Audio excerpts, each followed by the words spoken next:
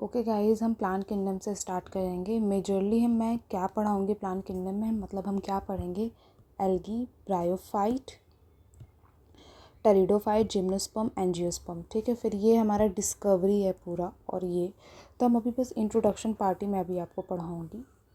So start करते हैं। Highlighter मैं ले लेती हूँ अपना। तो क्योंकि नीट का पेपर बहुत नज़दीक आ रहा है तो हम बहुत बेसिक से नहीं पढ़ सकते, हम थोड़ा ऊपर लेवल से पढ़ते हैं। हम लेवल 2 से स्टार्ट करते हैं। तो जैसे जो हमारा पहला है कि क्लासिफिकेशन किसने दिया है, तो आर.एच. विकटेकर ने दिया। कब? 1969 में। याद करिए, 1969 में आर.एच. विकटेकर ने दिया है। ठीक, अब इसमें क्या दिया है ना कि इसने क्या क्या निकाला, कौन कौन से किंगडम बताए। तो 5 किंगडम क्लासिफिकेशन दिया, Monera, protista, fungi, Animalia and Plantae. एक और बार रिवाइज करते हैं। प्लांट किंगडम है तो इसके अंदर जो 5 किंगडम क्लासिफिकेशन इसने प्रपोज किया वो आर.एच. विकटेकर था, जो कि 1969 में दिया। इसमें क्या कौन कौन से थे, Monera, protista, fungi, Animalia and Plantae. अब हम आते हैं इस पार्ट में बस इतना ही पढ़ने को था। इससे ज़्यादा नहीं है कुछ, और इससे ज़्यादा आप ध्यान भी मत दीजिए क्योंकि पेपर बहुत नज़दीक आ रहा है आप लोगों का। फिर हम नेक्स्ट पे आते हैं।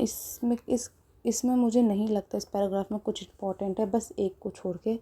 The cyanobacteria that are also referred to as a blue green algae, not algae anymore. क्या बोल रहा है कि जो साइनोबैक्टीरिया था उसको पहले हम ब्लू ग्रीन एल्गी के अंडर में लेते थे, जो कि अब एल्गी नहीं है। अब हम साइनोबैक्टीरिया को ही एल्गी नहीं मानते हैं क्योंकि अब ये बैक्टीरिया के अंदर आने लगा है। ओके, अब हम पढ़ते हैं। अब हम इस चैप्टर में हम क्या पढ़ेंगे, algae, bryophyte, pteridophyte, gymnosperm, angiosperm, यही हम अंडर प्लांटी के अंदर पढ़ेंगे। इसके बाद हम आते हैं यहाँ पे। अब आप यहाँ से देखना शुरू करिए कि इसके बाद आया था हमारा लीनियस का, मतलब यहाँ पे होगा, देखिए, ग्रॉस सुपरफिशियल मॉर्फोलॉजिकल ओनली। ठीक, habitat, color, number, shape of leaves, mainly on vegetative characters, androecium structure. इसे हम given by Linnaeus artificial कहते हैं। मतलब artificial,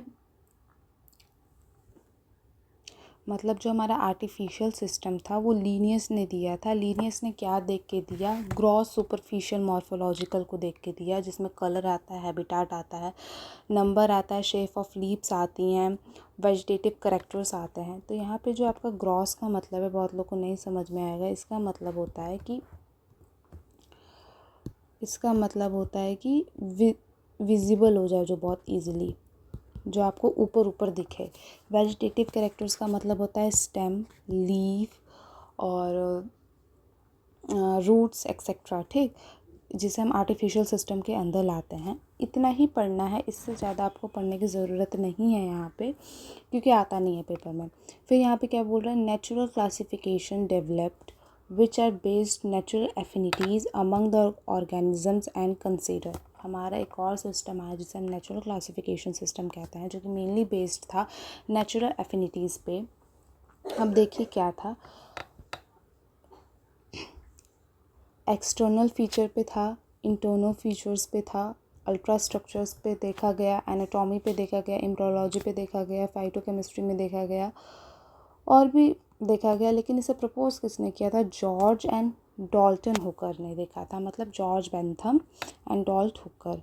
अगर आप चाहें ना तो आप ये 3 को, अगर आपको आएगा भी पेपर में ना, तो ये 3 आपको ऐसे आएंगे, मैच द फॉलोइंग में आएंगे। तो आप बेसिकली क्या कर लो ना, आप ये सबको सबमर्ज करने के लिए एक बॉक्स बनाओ और बॉक्स में लिखो डिस्कवर एंड हु डिस्कवर।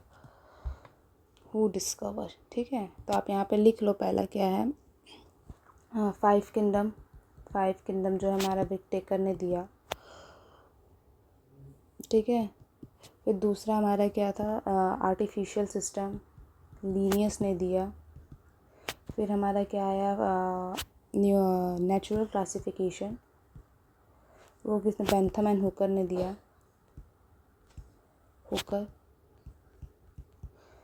ठीक, फिर हमारा क्या आया, फिर आया हमारा फाइलोजेनिक क्लासिफिकेशन सिस्टम। तो जो हमारा फाइलोजेनिक क्लासिफिकेशन सिस्टम है, ये हम तब लाए ना जब हमें पता नहीं चला, जब हमें लोगों को जड़ से जानना पड़ा, मतलब इवोल्यूशनरी रिलेशनशिप हमें पता करना पड़ा, जिनकी कॉमन एंसेस्ट्री हो। यहाँ पे इवोल्यूशनरी का मतलब होता है कॉमन एंसेस्ट्री, लिख देती हूँ कॉमन एंसेस्ट्री।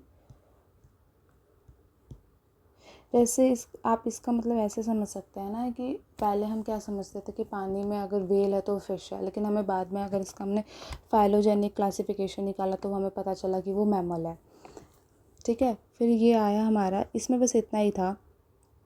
फिर यहाँ पे देखिए ये क्या था ना, ये organism belonging to the same taxa have a common ancestor, इसका मतलब यही था और कुछ नहीं था। ठीक, फिर यहाँ पे देखिए इसके बाद हमें कॉमन एंसेस्टर जानने के लिए हमें बहुत सारा टेक्सोनॉमी यूज़ करना पड़ा, जिसमें से एक आता है numerical taxonomy, computer based all observable characters. फिर आया हमारा साइटो टेक्सोनॉमी जो साइटोलॉजिकल इंफॉर्मेशन को कैरी करता था, chemo taxonomy chemical constitute of plant resolve confusions को कैरी करता था, टेक्सोनॉमीज यही हम आज के टाइम पे यूज़ करते हैं। ये हमारा रहा इंट्रोडक्शन पार्ट, और मुझे नहीं लग रहा है कि इससे ज़्यादा कुछ इम्पॉर्टेंट है, क्योंकि जितना भी इम्पॉर्टेंट था आई विल मार्क इट। अब मैं एल्गी का थोड़ी देर बाद आपको भेजूँगी, लाइक शाम को 2-3 नहीं सॉरी 4 बजे तक, 2-3 तो दोपहर ही हो जाएगा, 4 बजे तक मैं आपको भेजती हूँ। So keep it up, thank you.